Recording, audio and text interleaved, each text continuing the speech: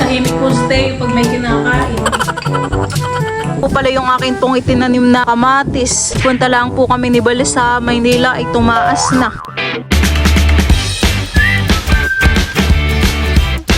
What's up mga kamilot? Welcome back sa aking channel. So for today's vlog po ay si Bal po ay magkakarne po ng manok po sa palaisdaan.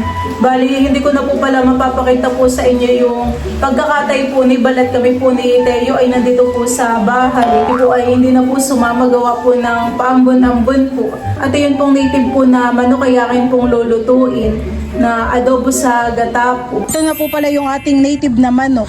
Ngayon po ay titila din na po ni Bal. Unakay mataba yung yung manok. Itlog. Sabi naman ni Papay doon daw ay may mga karnihin na manok.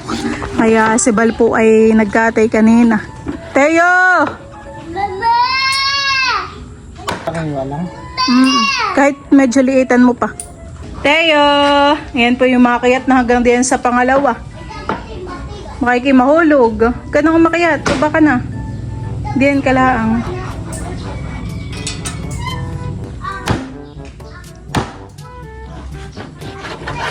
Talab yung itak. Kailangan na ihasain.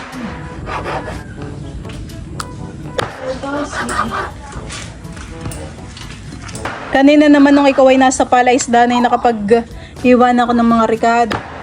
Tsaka yung gulay na papaya. Yung mga nahulog na pato doon sa nahulog na tatlo. Yung isa na na basang-basa. Pero yung dalawa ay parang kahuhulog lang. Akin na tayo yung isa mong shoes. Dali. Susot ko sa iyo at gagala ka dito sa labas. Oh, galing. Nauutusan na po talaga. Ayan, akin na. Ano yung paa mo? Oh, suot na. Oh. Suot. Oops. Ayan po si Teo. Akin na pong sinuotan ng sandals. Gagala na. Huwag ka diyan at sila'y naglulupa. Hindi ba dumi? Nananakbo na rin po pati si Teo. Palelo o pala, pakilputa puta mo, pakalalo kalala.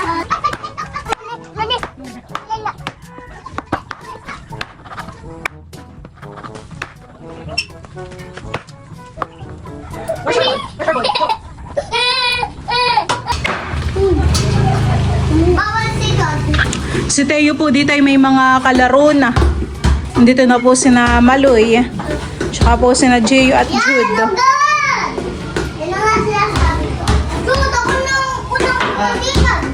Tapos na po pala ni Baltila din po yung karne. Ito po ay sa loob po nahuhugasan. Ito na po pala yung mga sangkap po natin sa pagluluto. Ito na po yung ating native na manok. Tapos meron lang po tayo ditong gata po ng niyog. At ito na po yung ating papaya. Meron din po tayo ditong ricadong bawang, sibuyas at luya. At saka po ito po yung ating dahon po ng sili. Sisimulan ko na po ang pagigisa. Ilalagay ko na po muna itong mga luya.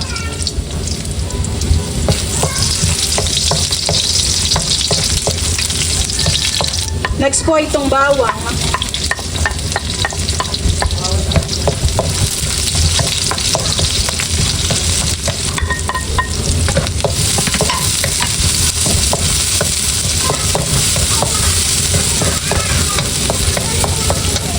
Ilalagay ko na po itong ating karning manok.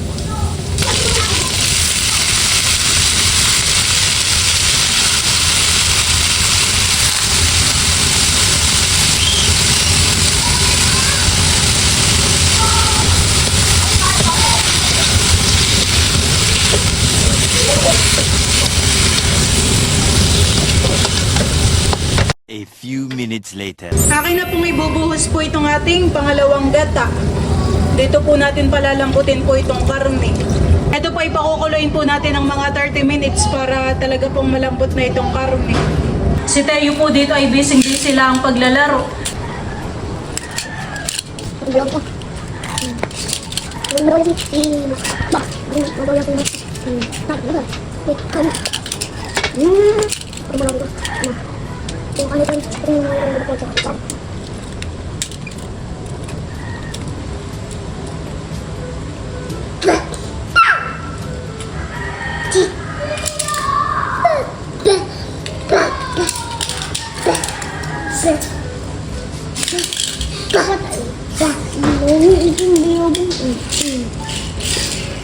pa. No. Dalam kulit. No. What ang tulad? Asin na. Ayan po, ito pong aking niluluto ay naigahan na po ng sabaw. Lalagay ko na po itong ating mga papaya. Nagmanti-mantika na rin po pati itong aking niluluto.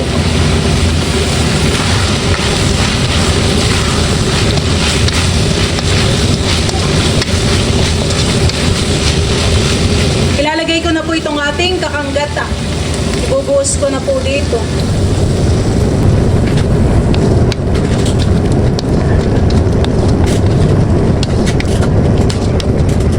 Ang pinakanghuli ko po na ilalagay ay ito pong mga dahon ng sili. Ito po may mga kasama pa na bunga.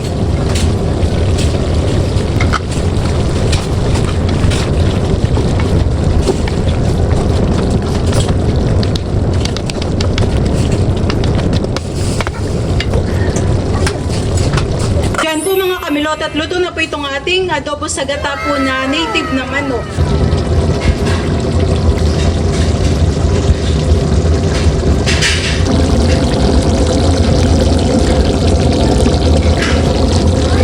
Kami po ni Balay kakain. Naman po pala yung food po ni Teo. Ito po ay may kalabasa, sitaw at okra. Let's pray muna, dali. In the name of the Father, the Son, the Holy Spirit. Amen. Bless us, O Lord, in these thy gifts, which we are both to receive from thy bounty through Christ our Lord. Amen. Kain po tayo. Kain po.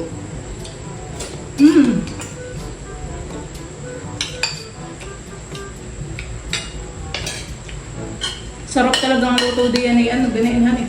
Adobo sa gata or tinola. Tayo po ay busy din pagkain.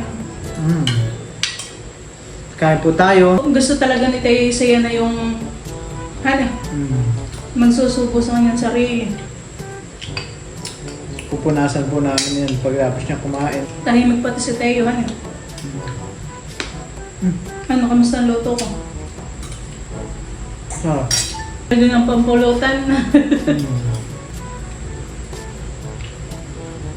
Dito po pala sa amin ay tag-ulan na.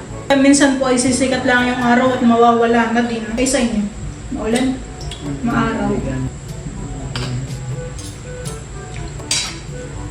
Tahimik po si Teo pag may kinakain.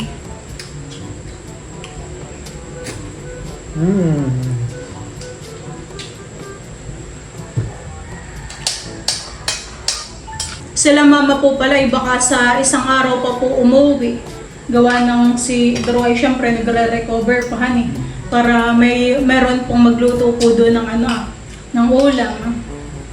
Para masamahan din po pati muna nila Papa at saka po ni Mama. At habang kami po pala ni Balay kumakain ay ako po ay magsha-shoutout. Shoutout po kay Nanay Feli, kay Romeo, Sol, Jade, Miel and Dram from San Fernando, Pampanga. Wow. Ayan, shoutout po sa inyo. Kay Fernando. Salamat po sa panunod po ng mga vlogs po namin. Shoutout din po kay Ma'am Marisol. Ayan po, shoutout po. Thank you po. Ito po ay nag-chat po sa akin at nagpapa-shoutout. Ayan, shoutout po sa inyo. Ingat po kayo lagi. Kasi na-shoutout ko si Ma'am Marisol nung fiesta. Abay ako naman ay busy na wala na sa isip ko. Gahol. Kaya ngayon ko na lang po na shoutout. Thank you po sa panonood po ng mga vlogs po namin. Si Tayo po ay busy pagkain dito Ano Tayo, matatapos ka na, dadama ka pa.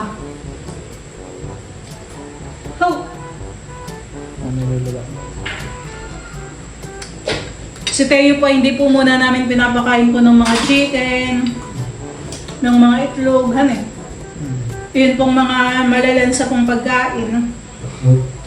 Gawa po ng kanyang mga rashes. Buti nga po at medyo natutuyo na yung nasa may kamay niya. Dahan-dahan lang ha.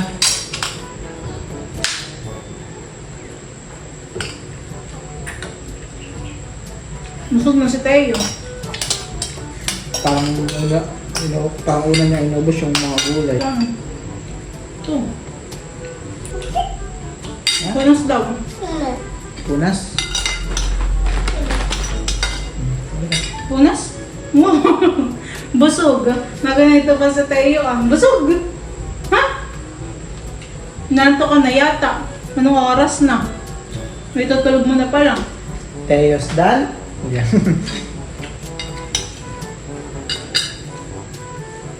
Busog na yan. Ay, may laruan na. Laruan na rin.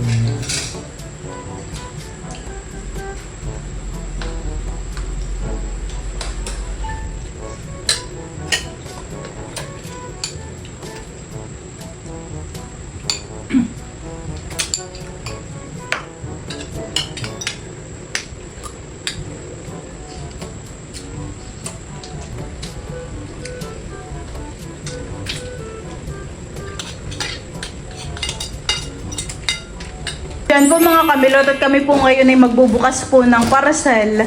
Yan po ay galing po kay Ate JJ. Yan pala may labsay gate sa taas. Itong gate ay para po kay Teo para hindi po basta-basta po si Teo yung makababa po ng hagdan at delikado. Thank you po Ate JJ sa padala po ninyo para po kay Teo. Thank you po, Ate Gigi. Tama-tama kakulay ng breeze. Pagod ka na eh.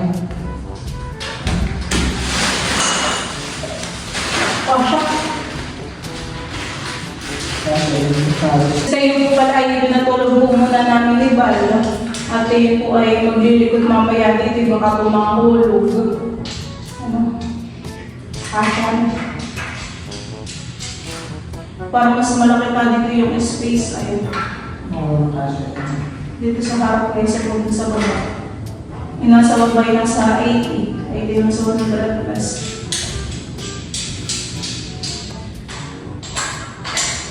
Pati ba sa mabilang pilimin? Hindi po siya mahirap ikabit.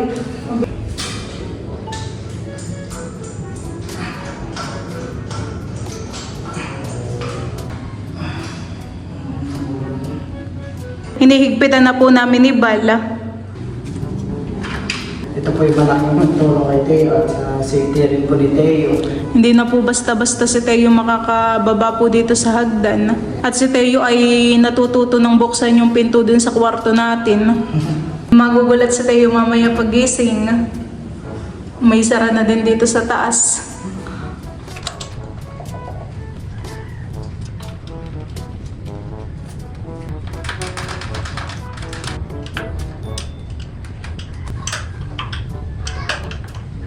Ayan po at bali na ikabit na po ni Balian pong gate po dito sa taas. Wow! Mukhang makatatag naman siya. Thank you po ulit Ate Gigi sa gate po ni Teo. Ito po talaga ay safe na siya. Safe na rin po siya sa taas. Gawa ng dalawa na po yung gate sa hagdan. Ito yung malaking tulong. Thank you po ulit Ate Gigi. Ayan po mga kamilot at naikabit na po ni Bali yung gate po sa taas. Ayan po, gusto ko po ulit magpasalamat po kay Ate Gigi. Thank you so much po Ate Gigi sa bigay po ninyong gate para po kay Teo. Kami po ni Balay hindi na po mangangamba na baka po si Teo po ay mahulog po sa hagdan. Gawa po ng mayroon na pong safety. At ito po palang gate po na nasa baba ay galing din po kay Ate Gigi. Ayan, maraming salamat po Ate Gigi at sana po ay marami pa pong blessing po ang dumating po sa inyo pong pamilya. At mag-iingat ka po lagi diyan. God bless po. Diyan po mga kamilot at ako po ngayon ay pupunta po dito sa likuran po namin. At titingnan ko po yung akin pong mga itinanim po na kamatis. Akin pong bibisitahin. Malaki po ngayon ng dilim tapos po ay medyo mahangin. Baka maya-maya po ay umulan. Dito po ako nadaan sa gilid.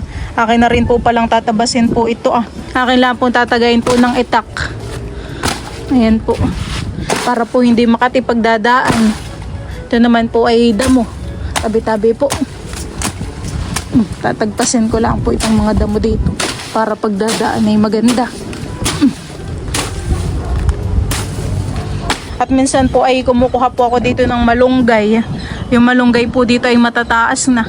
Kailangan na pong sungkitin ang mga dahon. Tabi-tabi po. Dito rin po pala sa likodan ay meron pong tanim po na ikmo. Ito po ay ginagamit po sa pagmamama, pagnganganga. Mabango po ang amoy na ito. Pwede rin po itong ipantapal sa tiyan kapag po medyo tabo lang tiyan o masakit. Bango naman po. Ang bango. Ito po pala yung mga dahon ng ikmo, napakarami po. Tapos yun naman po yung malunggay. Yan na lang po ang puno namin. Ay dati po dito sa likuran ay marami. Bale, ito na po pala yung akin pong itinanim na kamatis. Ay mataas na po ang ang puno. Nagpunta lang po kami ni Bale sa Maynila ay tumaas na. Ito po ay hindi ko na po dinidilig gawa ng lagi naman pong umuulan dito sa amin. Tapos simula po nung napatabaan ko po itong sili ay namulaklak po. Ayan po ang mga tanim kong kamatis. Tapos yun po palang itinusok ko po dito na kamoting bagin ay may mga dahon na rin po. Ito pong mga sili dito ay maliliit pa po ang bunga. Ayan po. Bago pala ang lalaki. Tumubo na rin po pala yun pong tinanim ko po na buto po ng anong okra. Pwede pa po yung iba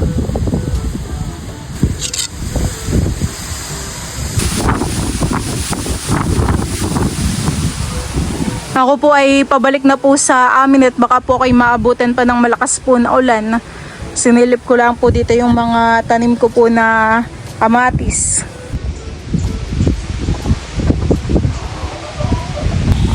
Buti po ako'y nakasilong na po dito sa bahay.